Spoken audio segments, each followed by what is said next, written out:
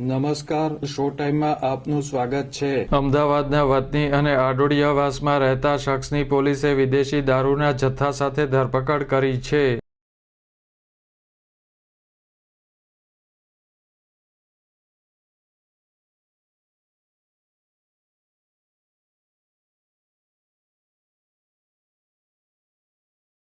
LCB police પેટ્રોલિંગમાં હતી તે દરમિયાન ચિત્રા વિસ્તારમાં જાહેર રોડ પરથી અમિત ઈશ્વરભાઈ રાઠોડને વિદેશી દારૂની 182 બોટલ સાથે ઝડપી લીધો હતો। વિદેશી દારૂની હેરાફેરીમાં આડોડિયાવાસમાં રહેતા અન્ય એક શખ્સનું નામ પણ ખુલ્યું છે।